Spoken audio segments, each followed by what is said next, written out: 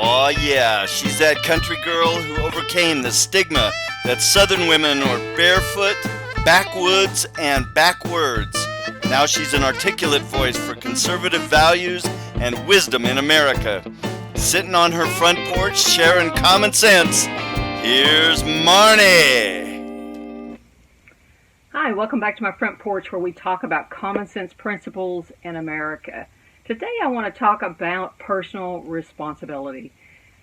So many in our country are just blaming everyone but the person who commits the crime. Everyone but themselves. We want to blame the president or the government or our parents or even blaming the media, okay?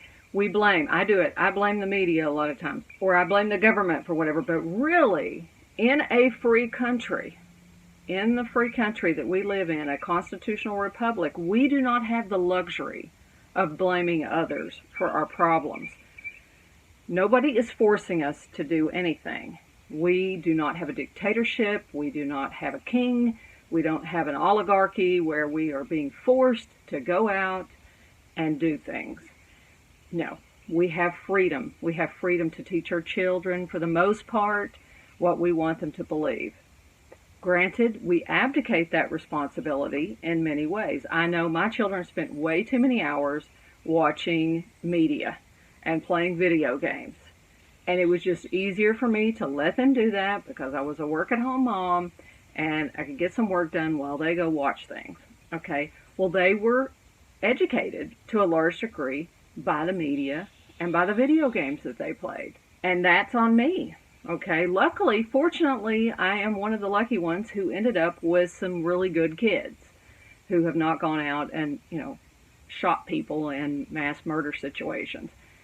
But it's easy to blame the gun, the president, whoever, for these problems when reality it's our society and the root messages we are giving to these young men that are going out and killing people in these mass shootings and things, or mass killings in whatever form. There's something amok in our society, drilled down at the root. Most of these young people are on some form of medication. They've got some form of mental illness that they're being medicated for. Whether their medication is being monitored, I have no idea. Whether their medication might have some side effects, possibly. I'm not advocating to everyone on, mental medications to go out and get off of them because they're causing this problem. I'm not saying that. Any more than I'm saying everybody has to turn in their guns because a few people don't know how to self-govern. But there is a soup of things happening here. And as a nation, we're too quick to blame. We are not taking personal responsibility for what's going on, and we're not allowing people to take personal responsibility for their actions. We're too quick to say, oh, that happened because of this person, the government did that, blah, blah, blah, blah, blah. When in reality, the individual had a choice. They had their own free will. And in a free society, we can't blame our government. We can't blame our president. It just doesn't work. It doesn't wash. Because if you want to blame President Trump for El Paso, then you need to blame Obama for Sandy Hook. The logic doesn't hold. It just doesn't hold. There's something root in our country that is off. And what we need to do is start looking at what is messing up the minds of our young men in particular. Now, if you look at our society, we have greatly diminished the role of men.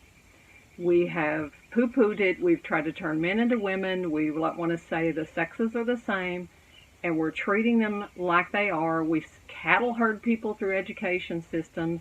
Some young men do not have the focus or the aptitude to be just sitting at a desk all day. I mean, there's just so many variables that are coming in. And I'm not saying any one of these is the culprit. I think there is a suite of things going on. We have taken God out of our society. We allow people to just blame someone else for their problems and excuse themselves. We're not teaching personal responsibility.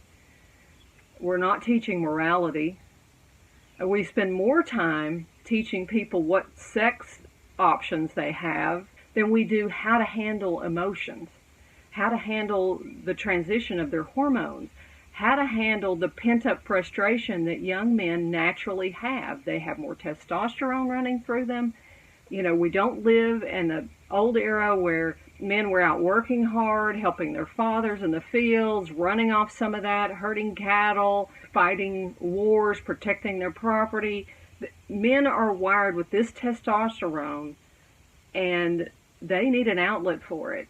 And instead of giving them healthy outlets and teaching them how to manage this, we tell them to be more like women, and then we drug them and we push their emotions down. And what happens when you push emotions down? Anger is the first symptom that shows up of a suppressed emotion. If you've got an emotion that you're not dealing with, you're going to be irritated, you're going to be angry. That's going to be the first thing that's come up. And I have learned over time that when I'm irritated or angry, I'm immediately say, okay, something's going on. What's really going on here? What other underlying emotions? What's the root cause of this? What button got pushed? And I've learned to train myself to quickly find the root thing, deal with that. Then the anger subsides. I'm not ever angry over that same thing again. It's amazing. You get rid of the root thing, you don't have the anger over it. Well, we're not teaching young people these coping mechanisms. We're teaching them to go out and be hedonistic, do whatever feels good. And then when one of them, has had these emotions so suppressed that they've got this solar flare of anger coming out, we're all shocked. Well, we've created it. We've created a society that diminishes men, that discounts the fact that they are wired different. They have different hormones. The way they are wired is valuable. It's important. They are protectors of society. They are defenders of faith and righteousness and goodness and patriotism. They are valuable in our society, yet we are diminishing them. That's going to create a problem. It is creating a problem. There's frustration, there's anger, and then the drugs, you put those drugs on them on top of it, it's not necessarily helping everything. It's just masking a root issue.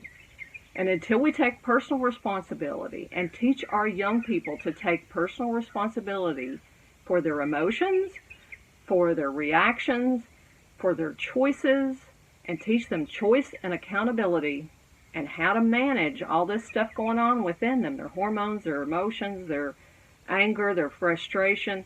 These things need to be taught how to manage those. And it needs to be done in the home. And perhaps it needs to be done better in society at large, in the media that we produce, in the films, the education that we provide for our young people on how to properly cope.